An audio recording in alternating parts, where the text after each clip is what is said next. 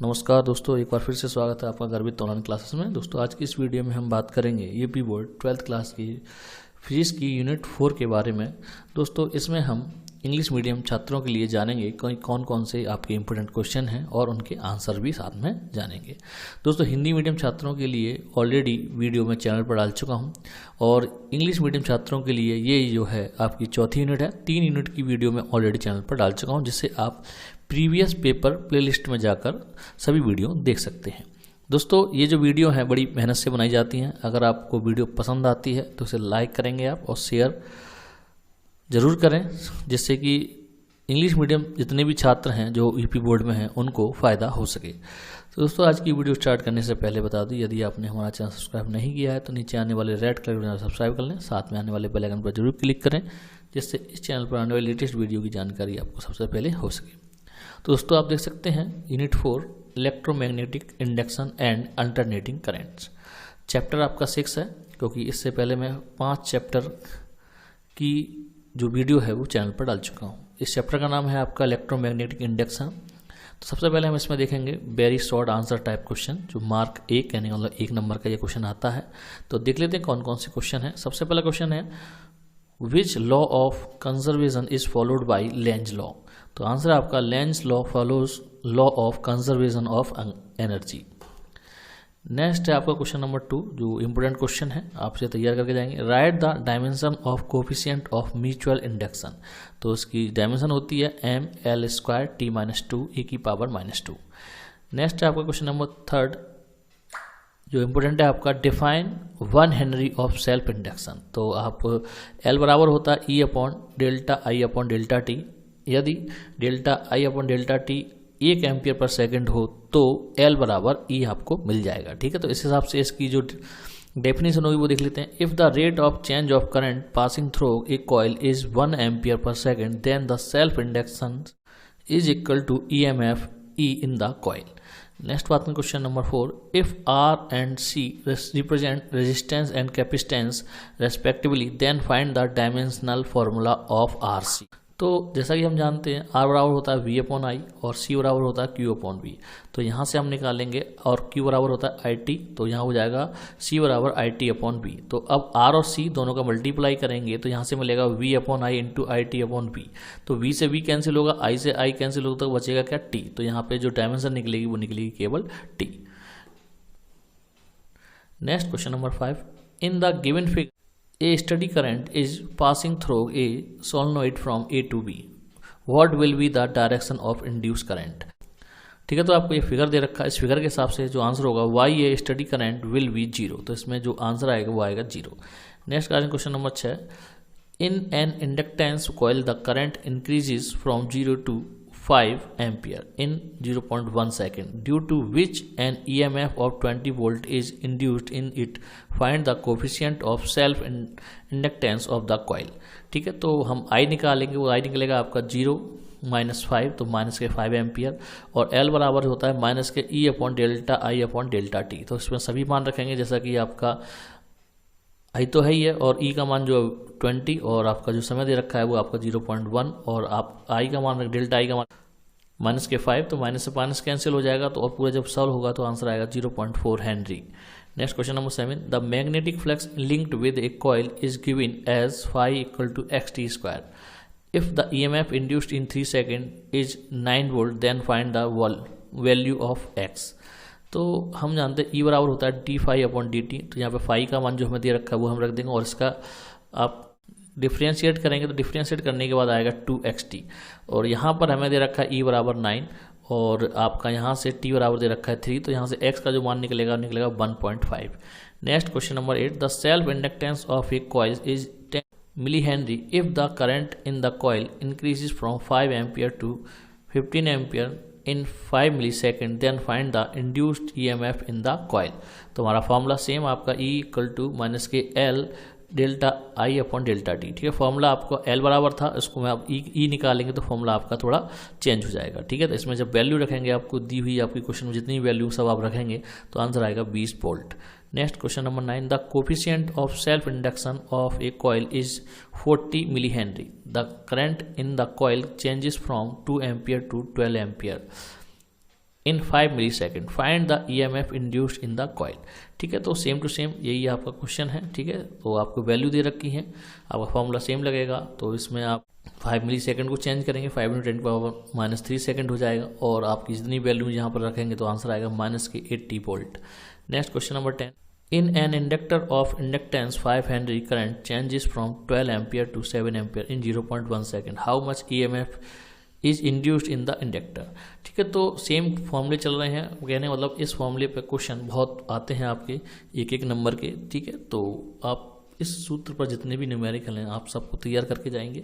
ठीक है, तो यहाँ पर देख लेते हैं आंसर क्या आएगा आपका। L बराबर रखेंगे 5 और डेल्टा I/ΔT आपका मतलब डेल्टा I का मान -5 निकलेगा। आपका यहाँ से निकालेंगे 12 एम्पियर 7 एम्पियर, तो 7 में से जब 12 घटाएंगे तो आएगा -5, तो इसको जब और सॉल्व करेंगे तो आंसर आएगा 250 volt. Next question number 11, in a coil inductance 5 henry the current is changing at the rate of 2 ampere per second, what is the value of induced EMF। तो आपका फॉर्मूला लगा E बराबर L delta I/ΔT, तो answer आपका 5 × 2 10 volt आपका यहाँ पे answer आ जाएगा। ठीक है, क्योंकि आपका डेल्टा I/ΔT का मान जो वो सीधा हमें दे रखा है 2 एम्पियर पर सेकेंड। ठीक है, और L का मान भी आपको यहाँ पर 5 हेनरी दे रखा है। ठीक है, नेक्स्ट बात करेंगे शॉर्ट आंसर टाइप क्वेश्चन जो मार्क 2 का आते हैं। तो पहला क्वेश्चन है, what do you mean by electromagnetic induction. तो आंसर होगा आपका, whenever there is a relative motion between a coil and a magnet then EMF is induced in the coil. This phenomenon is known as electromagnetic induction and EMF so produced is called induced EMF. Next question number 2, write Lenz law related to electromagnetic induction. तो इसका answer होगा, the direction of induced current in a circuit is such that it always opposes the cues which produced it. ठीक है, तो ये आपका important है, very very important है लेंज नियम। ठीक है, और यही आपका फैराडे का सेकंड लॉ है। नेक्स्ट है आपका question number 3, very very important, write the definition of coefficient of self induction and its unit. तो आंसर होगा, the coefficient of self induction of a coil is defined as the magnetic flux linked with a coil when unit current flows through it, और unit जो होगी उसकी होती है Henry, जिसे हम कैपिटल S से दिखाते हैं। Next question number 4, calculate linked flux of magnetic flux, और मैंने दे रखा है vector V = 3I + 4K tesla through a coil of surface area 0.2 metre square placed in XY plane. ठीक है, तो हमें एरिया दे रखा 0.2 मीटर स्क्वायर, जिसे हम वेक्टर के रूप में जब दिखाएंगे तो आपका 0I + 0J + आपका 0.2K हो जाएगा, और B आपको दे रखा है। जब इनका डॉट प्रोडक्ट निकालेंगे, फ्लक्स निकालना है, तो फिर 5 बराबर होता है V vector V dot vector A को आप रखेंगे तो आंसर आएगा 0.8 वेबर। नेक्स्ट क्वेश्चन नंबर 5, ये भी बहुत इंपॉर्टेंट क्वेश्चन है आपका, देखते हैं। If in the primary coil the current reduce from 3 ampere to 0 in 0.001 second, then the EMF induced in secondary coil is 15,000 volt, find the coefficient of mutual induction of the 2 coils. तो answer आपका M बराबर लगेगा -E ΔT/ΔI, तो इसमें सभी मान जब आप रखेंगे तो आंसर आएगा 5 हेनरी। नेक्स्ट है question number 6, the instantaneous value of magnetic flux linked with a coil at time T is 5 बराबर दे रखा है हमें 4T³ - 5T² - 10T + 70 weber, find the induced EMF in the coil at T = 2 second. तो सबसे पहले E बराबर लगाएंगे dφ/dt। ठीक है, इसमें हम फाई की जगह पूरा मान लगा देंगे और इसका क्या निकालेंगे, डिफ्रेंशिएट करेंगे, और डिफ्रेंशिएट करने पर आएगा 12T² - 10T - 10, उसके बाद T की वैल्यू हम रखेंगे तो आंसर आएगा 18 volt. Next question number 7, the coefficient of the mutual induction for a coil is 80 millihenry. In how much time the value of induced EMF becomes 400 volt if the current in the coil increases from 0 to 5 ampere. ठीक है, तो आपके same to same एक ही formula लग रहा है, बार बार ही formula आ रहा है, इस पर बहुत से क्वेश्चन आपके आते हैं। E बराबर होता है आपका -L ΔI/ΔT, वैसे L बराबर होता है। ठीक है, तो L बराबर होता है आपका -E/ΔI/ΔT, लेकिन यहाँ पे E पूछा है तो उसी फॉर्मूले से आपका निकल आएगा E बराबर -L ΔI/ΔT। ठीक है, हमें ΔT हमसे पूछा है, तो ΔT जब निकालेंगे तो क्या आएगा आपका -L ΔI/E, और सभी वैल्यू आप रखेंगे तो आंसर आएगा 10⁻³ सेकेंड। नेक्स्ट बात करेंगे short answer type second mark 3, 3 नंबर का क्वेश्चन आता है। क्वेश्चन क्या है पहला आपका, define coefficient of mutual induction, give its unit and one practical example. तो आंसर आपका mutual induction of the two coils can be defined as the induced EMF produced in a secondary coil due to unit rate of decreases of current in the primary coil. Unit होती है आपकी Henry. ठीक है, इससे पहले भी ये question आपका आ चुका है। ठीक है, अब देखते हैं question number 2, derive the equation of inductance for a plane circular coil. तो आप देखेंगे let in a plane circular coil of n number of turns and radius r meter, I ampere current is flowing, then तो V बराबर आपका आएगा mu 0 n i upon 2r और आपका phi बराबर होता है BA और यहाँ पर आप L बराबर जब निकालेंगे तो आएगा mu 0 pi n square into r upon 2 henry. Next question number 3, two rail tracks are isolated with each other and from the earth, they are connected with a millivoltmeter. What will be the reading of millivoltmeter when a train runs on it with a speed 180 km per hour? Given that the vertical component of Earth's magnetic field is 0.2 into 10⁻⁴ Weber प्रति meter square and tracks are at a distance of 1 meter apart. तो हम formula लगाएंगे V बराबर VVL। ठीक है, यहाँ पर मान दे रखा 0.2 इनकी 10⁻⁴ आपका b का मान और उसके बाद आपका v का मान है 50 और आपका l का मान 1। तो आंसर आएगा वो 10⁻³ वोल्ट, ऐसे से आप कह सकते हो 1 milli volt. Next question number 4, define coefficient of self inductance current in a coil V comes 2 ampere to 12 ampere in 5 milli second. If induced EMF produce in the coil is 48 volt, then find out the coefficient of self induction of the coil. ठीक है, तो ये question भी same to same ऊपर आपका एक आ चुका है इसी तरीके का क्वेश्चन। ठीक है, आपका फॉर्मूला जो लग रहा है बार बार एक ही फॉर्मूला लग रहा है। ठीक है, यहाँ पर L बराबर ले लो या E बराबर, तो E बराबर लग रहा है माइनस के L delta A upon delta T। तो यहाँ पे L निकालेंगे तो L बराबर होता है माइनस के E into delta T upon delta I। ठीक है, तो यहाँ पर जब आंसर आप जितने ही मान रखेंगे, जितने मान हमें दे रखे हैं क्वेश्चन में, E का मान डेल्टा T डेल्टा I का मान, तो आंसर आ जाएगा आपका 0.024 हेनरी। ठीक है, I डेल्टा I का मान क्या निकलेगा, आपका दे रखा है 2 एम्पियर से 12 एम्पियर। 2 में से जब आप 12 माइनस करेंगे तो आपका यहाँ पर माइनस के 10 मिलेगा, जैसे माइनस से माइनस कैंसिल हो जाएगा और फाइनल जो आंसर आएगा 0.024 Henry. Next question number 5, in a coil of 100 turns and 300 ohm resistance, the linked flux decreases from 0 to 6 Weber to 0.4 Weber is 0.1 second. Find the induced EMF and induced current between the ends of the coil. तो answer होगा E बराबर minus के n delta phi upon delta T। तो आप जब सभी मान जब रखेंगे यहाँ पर जो भी मान आपको दे रखे हैं प्रश्न में, तो आंसर आएगा आपका 200 वोल्ट। और I बराबर निकालेंगे तो E अपॉन R, तो E बराबर दे रखा है 200 और R दे रखा है 300, तो आंसर आएगा 0.67 ampere. Next question number 6, the current in a inductor is given by I equal to 5 + 16t where I and T are in ampere and second. The induced EMF is 10 millivolt. Find first है आपका self inductance, second आपका energy stored in inductor at T equal to 1 second. First जो formula लगेगा L equal to E upon delta I upon delta T। तो इसमें सभी जो मान जब रखेंगे तो आंसर आएगा 6.25 इंटू 10⁻⁴ हेनरी।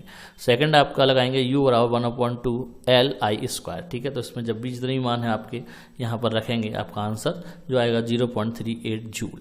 ठीक है, नेक्स्ट बात करें question number 7, explain the meaning of induced electromotive force. A coil of inductance 10 Henry and resistance 10 ohm is connected to a battery of 15 volt. If time taken in pressing the key in the circuit is 0.1 second, then find the average EMF induced in the coil. तो यहाँ पर देखेंगे तो the EMF produced in a coil due to time rate of change in magnetic flux linked with it is called induced इलेक्ट्रोमैटिक force. सबसे पहले हमने इलेक्ट्रोमैटिक force की जो डेफिनेशन पूछी वो लिखी है। तो यहाँ पर जो फॉर्मूला लगेगा वो लगेगा E बराबर माइनस के L delta I upon delta T। ठीक है, तो यहाँ पर आपका L का मान 10 लग जाएगा और I बराबर लगाएंगे आप V अपॉन R। ठीक है, और डेल्टा T आपका है, उसके बाद जितने भी मान आप लगा देंगे। V का मान आपका 15 दे रखा है, R का मान 10 है और डेल्टा T का मान 0.1 है। तो इसको जब सॉल्व करेंगे आंसर आएगा 150 volt. Next question number 8, a jet plane is travelling horizontally at a speed of 3600 km/h. If the wing span is 25 meter, the magnetic field at that place is 4 × 10⁻⁴ Tesla and the angle of dip is 30 degree, then find induced EMF that develops between the tips of the wings. ठीक है, तो आप सबसे पहले आप formula करेंगे we B बराबर B E sine theta. ठीक है, जब वी ई आपका सफिक्स में है तो यहाँ पर जब मान रखेंगे तो आपका बी ई का मान है 4 × 10⁻⁻⁴ और थीटा बराबर 30। तो यहाँ से जो बी वी का मान निकलेगा वो निकलेगा 2 × 10⁻⁴ टेस्ला। उसके बाद ई फॉर्मूला लगाएंगे ई बराबर वी वी एल। ठीक है, वी वी का मान ऊपर से निकाल चुके हैं आप, वी का मान 10⁻³ दे रखा और एल का मान आपका दे रखा 25। जब इसे सॉल्व करेंगे आंसर आएगा 5 वोल्ट। देखते हैं next long answer type question. ठीक है, तो इसमें कौन कौन से लॉन्ग आंसर टाइप क्वेश्चन हैं जो आपके 5 मार्क के पूछे गए हैं। सबसे पहला क्वेश्चन जो वेरी वेरी इंपॉर्टेंट क्वेश्चन है आपका, इसे आप तैयार करके जाएंगे। क्वेश्चन क्या है, what is the electromagnetic induction, right Faraday's law of electromagnetic induction. ठीक है, तो फैराडे ने आपके 2 लॉ दिए थे। ठीक है, तो पहला लॉ था, फर्स्ट लॉ रखा था ई बराबर माइनस के n delta phi upon delta T. यहाँ पर आप इसी तरीके से भी लिख सकते हैं माइनस के delta n phi upon delta T volt. ठीक है, सेकंड लॉ जो आपका लेंज का नियम है, ठीक है, जो ऊपर हम पढ़ चुके हैं, वही आपका the direction of induced EMF और induced current in a circuit is such that it always oppose the cause which produced it. इससे हम लेंज का नियम भी कहते हैं। सेकंड इसमें क्वेश्चन बनता है आपका, define coefficient of self induction, drive the formula of self induction for a long solenoid. तो कोफिशिएंट ऑफ सेल्फ इंडक्शन के आपकी हम डिफाइन ऊपर ही कर चुके हैं। ठीक है, उस परिभाषा को देख लेंगे। इसमें जो हमें फॉर्मूला जो बनाना है वो है एल बराबर एन फाई अपॉन आई, जिसे हम कहते हैं μ0 n स्क्वायर ए अपॉन एल। ठीक है, तो ये हमें फॉर्मूले का इसमें निगमन कर रहा है। नेक्स्ट है question number 3, define the term coefficient of mutual induction, give its unit, derive an expression for the mutual inductance for 2 planes coils.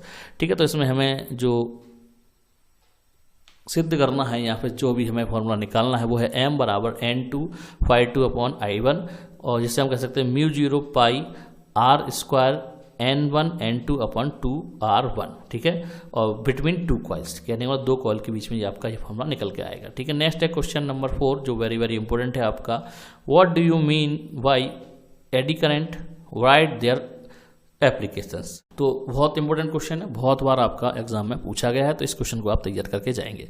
अब देखते हैं चैप्टर नंबर 7 इसी यूनिट का। ठीक है, अल्टरनेटिंग करंट। तो सबसे पहले हम देखते हैं very short answer type question जो एक नंबर का आता है। तो पहला क्वेश्चन है आपका, write an expression for induced EMF produced in a coil in a angular terms. तो इसका आंसर होगा ई बराबर N B A omega sine omega t. Next है question number 2, the value of current and voltage in an AC circuit are as follows. I equal to रखा 3.5 sin 628t plus pi by 6 ampere and V बराबर दे रखा है 28 sin 628t minus pi by 6 volt. Find the phase difference between current end voltage. तो हमें φ1 दे रखा है आपका pi by 6 और φ2 दे रखा है माइनस के पाई बाई 6। ठीक है, तो हम डेल्टा फाइव मतलब फेज डिफरेंस निकालेंगे तो होता है φ1 माइनस φ2 और दोनों वैल्यू को हम रखेंगे तो आंसर आएगा 5/3। नेक्स्ट क्वेश्चन नंबर 3 जो वेरी वेरी इंपॉर्टेंट है, write the formula of impedance in a LCR alternating current circuit. तो आंसर होता है आपका Z equal to √R square plus bracket omega L minus 1 upon omega C का whole square. Next question number 4, what is the mean by root mean square value of alternating voltage. तो देखते हैं इसका mean, for one complete cycle of alternative voltage the square root of the average voltage of square of the voltage under root V bar का whole square is known as its root mean square value, it is represented by VRMS। ठीक है, next question number 5, show the resonant frequency by drawing graph between the applied frequency nu and the impedance Z for a series LCR resonant circuit. तो आपको इस तरीके से आपका ये figure बनाया जाएगा। ठीक है, इधर आपका इम्पिडेंस होगा Z और इधर होगा आपका फ्रीक्वेंसी न्यू। ठीक है, तो आपका 0 से ना स्टार्ट होगा, थोड़ा ऊपर से स्टार्ट होगा। नेक्स्ट आते हैं क्वेश्चन नंबर 6, इफ R is resistance and C be the capacitance then prove that unit of RC is second. ठीक है, तो आप RC बराबर हो जाएगा अभी R का ओम एंड फैरड। ठीक है, अब ओम को चेंज कर सकते हैं volt upon ampere and farad को चेंज करते हैं कूलाम अपॉन वोल्ट, ठीक है। तो यहाँ से वोल्ट से वोल्ट कैंसिल हो जाएगा, तो कूलाम अपॉन एम्पियर बचेगा, और कूलाम को हम चेंज कर सकते हैं एम्पियर इंटू सेकेंड, तो आपका एम्पियर से एम्पियर कैंसिल हो जाएगा, तो बचेगा क्या, केवल second. Next question number 7, in a series LCR AC circuit when will the current and the voltage are in same phase. तो आंसर होगा the current and the voltage are same phase at resonance. Next question number 8, what will be the peak value of current when RMS value of alternating current is √2 ampere। तो आपका IRMS बराबर होता है I0 upon √2, और I0 हमसे पूछा है तो I0 बराबर हो जाएगा आपका IRMS इंटू √2। तो हम IRMS का मान लगाएंगे √2, तो √2 से √2 का मल्टीप्लाई होगा, तो आंसर आएगा 2 ampere. Question number 9, the peak value of alternating current in a circuit is 10 √2 ampere, find the RMS value of current. तो IRMS निकालना है, सीधा सीधा IRMS और आप फॉर्मूला अपने ऊपर दिखाई I0 अपॉन √2, I0 का मान रखें 10 √2 से √2 कैंसिल हो जाएगा, तो आंसर आएगा 10 ampere. Next question number 10, the equation of alternating potential is E = 240 √2 sin 300 pi t volt, find the frequency and RMS value of alternating current. तो E बराबर हमको दे रखा है, इसकी हम तुलना करेंगे E बराबर E0 sin 2 pi ft से। तो आपका E0 का जो मान आएगा वो आएगा आपका 240 √2, और 2 pi ft बराबर आएगा आपका 300 pi t। तो यहाँ से आप f का मान निकालेंगे तो आएगा आपका 150 हर्ट्ज, ठीक है। अब ERMS होता है E0 अपॉन √2, तो E0 का मान आपने देखा ऊपर क्या है आपका 240 √2, और √2 नीचे आएगा, √2 से √2 कैंसिल, आंसर आएगा आपका 240 volt. Question number 11, the equation of an alternating current is I = sin 100 pi t minus theta, find the time period of current. तो I बराबर हमें दे रखा है, और I की हम तुलना करेंगे I0 sin ω-t minus theta, ठीक है। तो यहाँ से ओमेगा बराबर निकलेगा आपका 100 पाई, और ओमेगा बराबर होता है 2 pi upon T.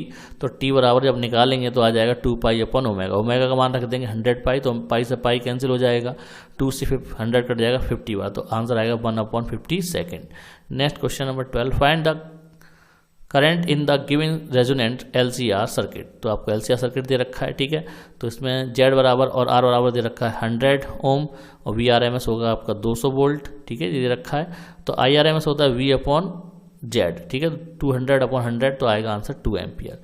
Question number 13, if an ideal inductor is connected to an AC source, then show that the average power provided by source for one complete cycle is 0। One ideal inductor के लिए जो phi होगा वो होगा 90 degree.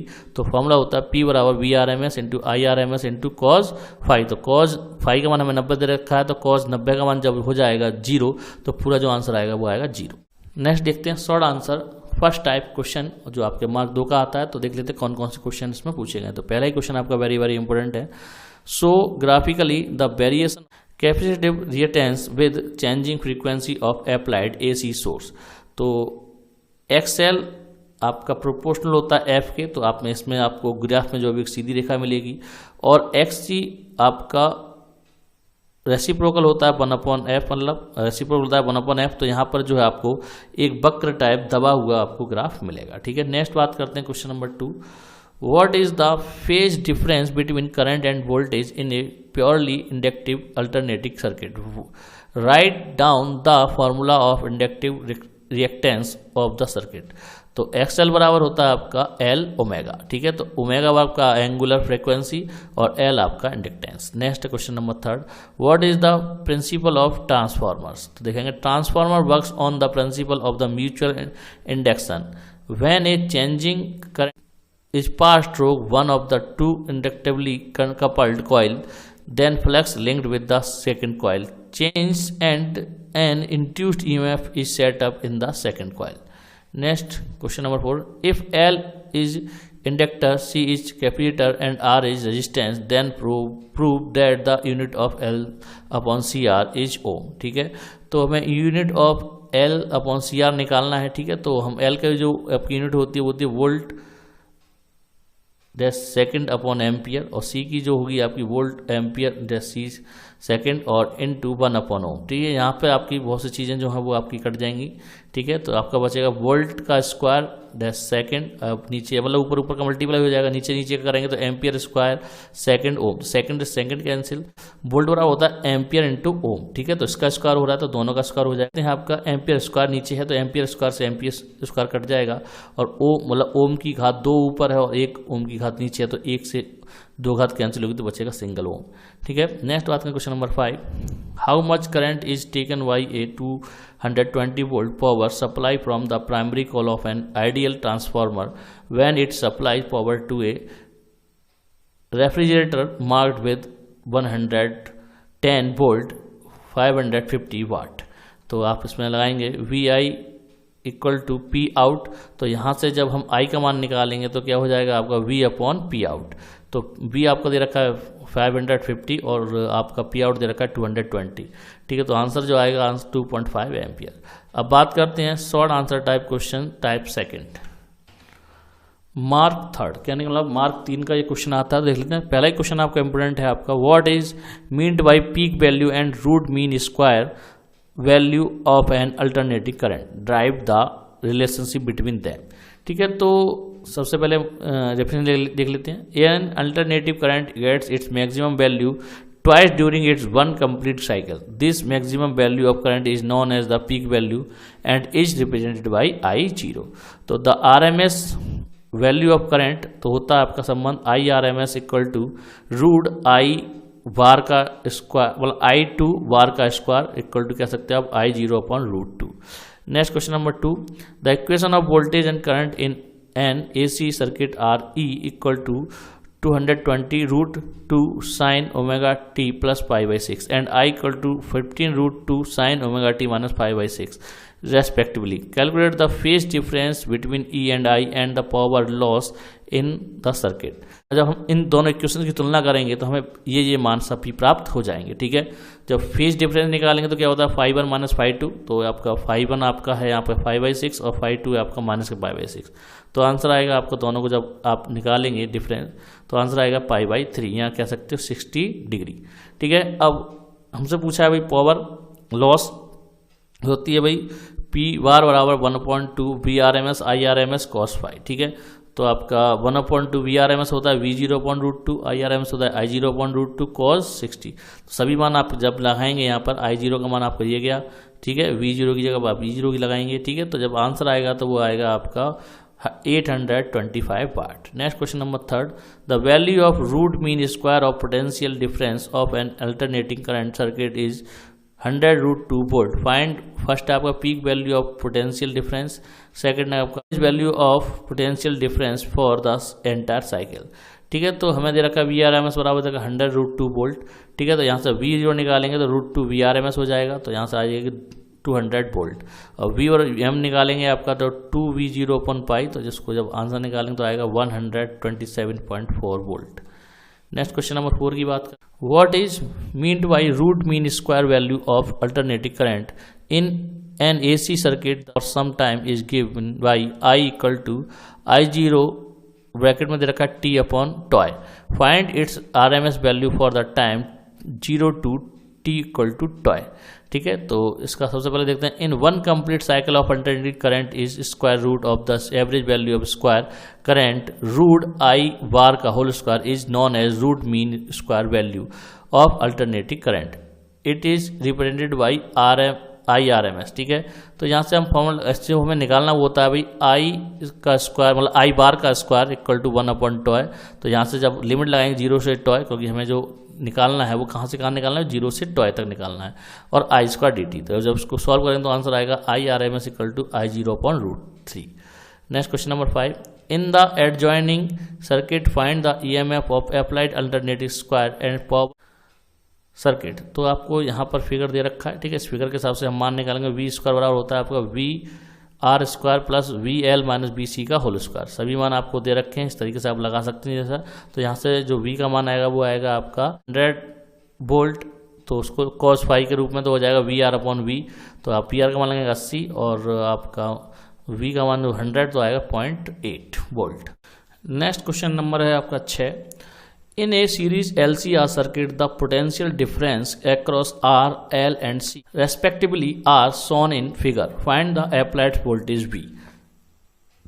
तो इसमें first आपसे पूछा है आपका वोल्टेज, तो आपको V बराबर होता है √VR² plus VL minus BC का होल स्क्वायर। तो आप जब जितने भी मान है आपको ये दे रखे हैं, सभी मान जब लगाएंगे आंसर आएगा 50 वोल्ट। सेकंड पूछा है आपसे cos फाई, तो आपका होगा आपका VR/VL माइनस BC। तो आप जितने ही मान है आप रखेंगे तो आंसर आएगा 4/3। Next question number 7, what will be the impedance of series LCR circuit is in resonance condition? An inductor of inductance 100 milli henry is connected in series with a variable capacitance and resistance and AC source of 2 kHz. What should be the value of capacitance so the maximum current may flow into the circuit? आपका जो formula है वो लगेगा आपका F = 1/2 पाई √LC। और यहाँ से जब C का मान निकालेंगे पहले आपको क्या करना पड़ेगा, इनका दोनों ओर का वर्क करना पड़ेगा, ठीक है। स्क्वायर करेंगे, स्क्वायर करने के बाद आप C का जब मान निकालेंगे तो आएगा C बराबर 1/4 पाई स्क्वायर LF², ठीक है। F यहाँ पर फ्रीक्वेंसी, उसके बाद जितने भी मान है आप यहाँ पर लगा देंगे, ठीक है। कहने का मतलब आपका 4 तो है ही है, पाई का मान 3.14 होल स्क्वायर लगाएंगे, L का मान दे रखा है 0.1 और आपका F का मान जो दे रखा है 2 × 10⁻³ उसका कर देंगे होल स्क्वायर। तो आंसर आएगा आपका 6.3 × 10⁻⁻8 farad. Next question number 8, A 10 ohm resistor and inductance of 1/10 pi Henry are joined in series with an AC source of 100 volt and 50 Hz. Find out the average power loss in the circuit. तो आप power loss का जो formula लगाने के लिए सबसे पहले हमें Z निकालना होगा। तो Z क्या होगा आपका √R² प्लस 2 पाई FL का होल स्क्वायर। तो आप जितने ही मान है आप यहाँ पर पुट करेंगे, आंसर आएगा आपका 10√2 ओम। उसका पावर लॉस का फॉर्मूला होता है VRMS IRMS cos फाई। तो यहाँ पर आप VRMS और IRMS हो जाता है VRMS/Z और ये cos फाई बराबर हो जाता है R/Z। तो यहाँ पर जितने भी मान लगाएंगे आप, जितने भी मान हैं यहाँ पर लगाने के बाद आपका आंसर 500 वाट। नेक्स्ट क्वेश्चन आएगा आपका 9, इस circuit containing 2 Henry conductor 18 μF capacitor and 10 K ohm resistor is connected to alternating source of 20 volt with chargeable frequency. Find first आपका at which frequency current in the circuit is maximum. Second आपका what is the maximum value of current. ठीक है, सबसे पहले पूछा F, तो F बराबर होता है आपका 1/2 पाई √LC। तो जितने ही मान आपको वहाँ ऊपर से दे रखे हैं वो सब आप यहाँ पर लगाएंगे तो आंसर आएगा 26.53 हर्ट्ज, ठीक है।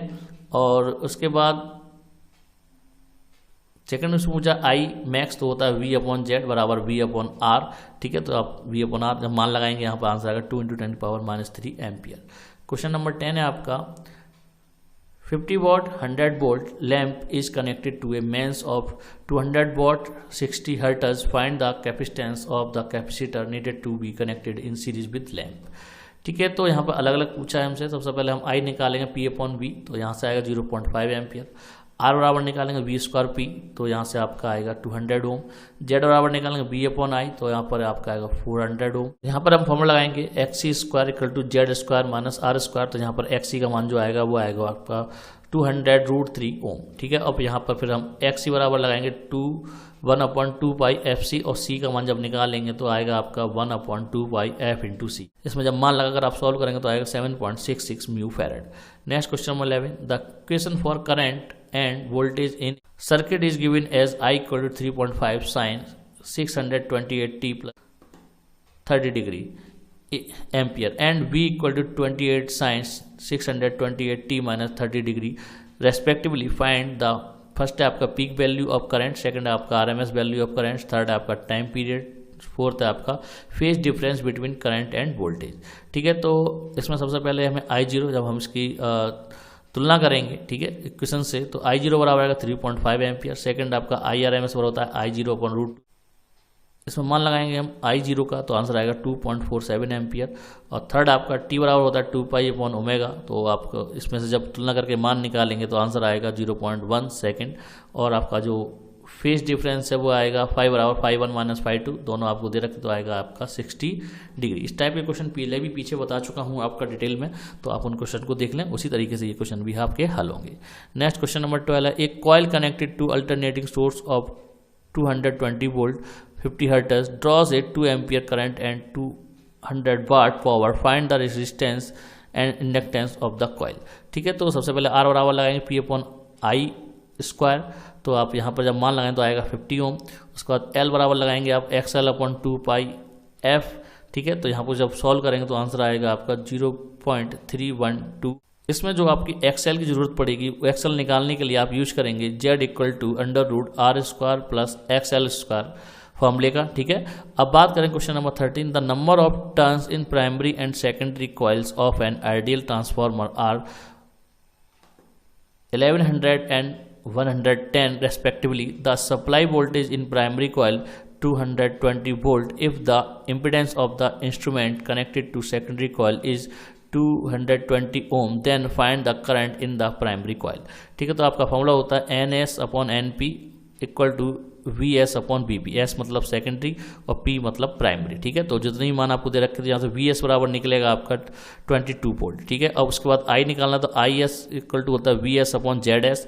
ठीक है, तो VS आपका निकला है आपका 22 वोल्ट और आपका ZS आपका 220 दे रखा है, तो आप जब से सॉल्व करेंगे तो आंसर 0.1 एम्पियर। ठीक है, उसके बाद IP जब निकालेंगे आप, मतलब प्राइमरी में जब आप धारा निकालेंगे तो आएगा VS IS अपॉन BP, तो सभी मान रखेंगे तो आंसर आएगा 0.01 एम्पियर।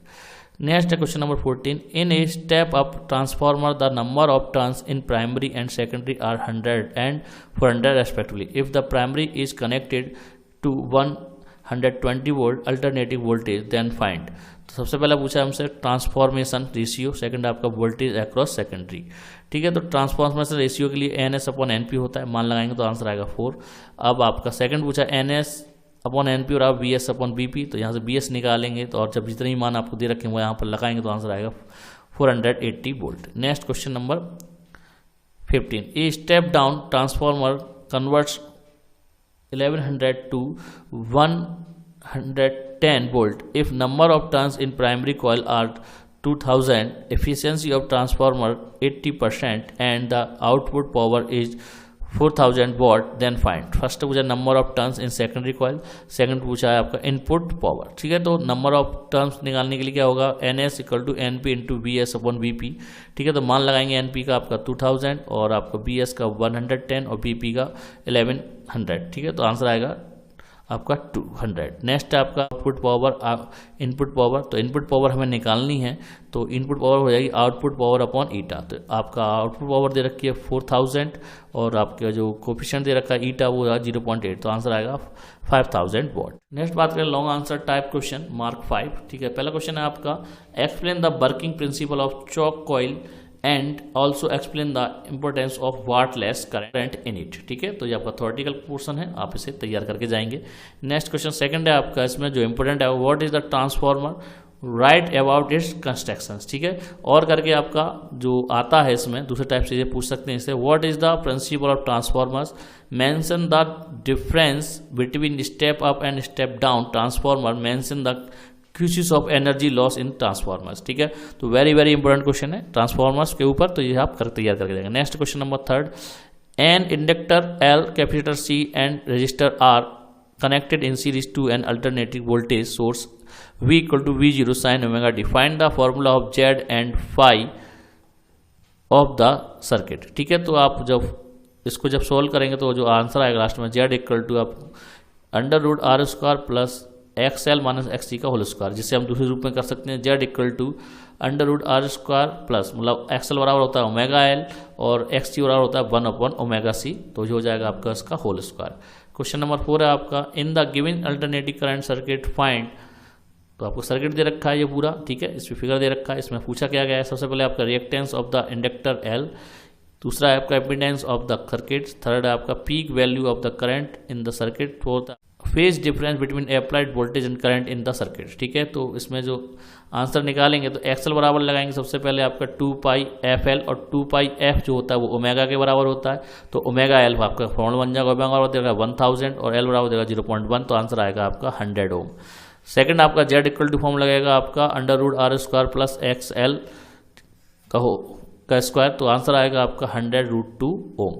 नेक्स्ट आपका थर्ड I0 इक्वल टू होता है आपका V0/Z, तो यहाँ से आपका V0 का मान 10 लगाएंगे और Z का मान 100√2, तो आंसर आएगा 1/10√2 एम्पियर। नेक्स्ट फोर्थ है आपका 5 बराबर होता है 10 इनवर्स XL/R, तो XL/R का मान लगाएंगे तो 100 मतलब 100 से 100 कैंसिल हो जाएगा, तो बनेगा आपका 10 इनवर्स 1, वो जो होता है आपका 45 डिग्री के बराबर। Next question number 5, find the resultant voltage and phase difference between voltage and current in the given alternative circuit. तो हमको सर्किट दे रखा है, इस सर्किट के हिसाब से हमें V निकालना है, तो V बराबर आपका फॉर्मूला होता है वो होगा, तो V बराबर आपका जो फॉर्मूला होगा वो होगा VR का whole square plus VL minus BC का होल स्क्वायर। तो आप जब भी जितने भी मान है वो सब मान यहाँ लगाएंगे तो आंसर आएगा 9√2 वोल्ट। नेक्स्ट क्वेश्चन नंबर 6, जो इस यूनिट का लास्ट क्वेश्चन है important, in the circuit given below find the value of. तो आपका सर्किट दे रखा है, इसमें पूछा क्या क्या है, सबसे पहले आपका कैपेसिटिव रेजिस्टेंस पूछा है, आपका इंडक्टिव रिएक्टेंस पूछा है, आपका इम्पीडेंस ऑफ द सर्किट पूछा है, और phase difference between current voltage पूछा है, उसका peak value of current in the circuit. तो इसमें फर्स्ट जो होता है आपका XC बराबर होता है 1/ωc, ठीक है। तो ओमेगा जैसा कि हम ऊपर बता चुके हैं कि XC बराबर होता है 1/ωc, ठीक है। तो अब ये ओमेगा का मान 100 दे रखा है और C का मान जो है 2 × 10⁻⁻6, तो इसे सब सॉल्व करेंगे तो आंसर आएगा आपका 500 ओम। सेकंड है आपका XL, तो XL बराबर होता है आपका L या ओमेगा L, ठीक है, जहाँ पर जब मान रखेंगे तो आएगा 1000 ओम। नेक्स्ट आपका Z इक्वल टू होता है √R² plus XL minus XC का होल स्क्वायर, तो इसको जब सॉल्व करेंगे तो आंसर आएगा आपका 500√2 ओम। नेक्स्ट आपका पूछा है आपका फोर्थ फेज डिफरेंस, तो होता है आपका tan phi equal to XL minus XC/R, तो यहाँ पर जब इसे सॉल्व करेंगे तो आंसर आएगा 1 का मतलब होता है 45 डिग्री। लास्ट पूछा है आपसे I0, तो I0 होता है V0/Z, तो इसको जब सॉल्व करेंगे आंसर आएगा आपका 0.28 एम्पियर। तो दोस्तों ये थी आज की वीडियो जिसमें मैंने यूनिट 4 के इंपोर्टेंट क्वेश्चन के बारे में बताया है, ठीक है दोस्तों। उम्मीद करता हूँ ये वीडियो आपको जरूर पसंद आई है। अगर वीडियो पसंद आई तो लाइक करें, शेयर करें और हमारे चैनल सब्सक्राइब करना ना भूलें। मिलते हैं अगली वीडियो में। जय हिंद, जय भारत।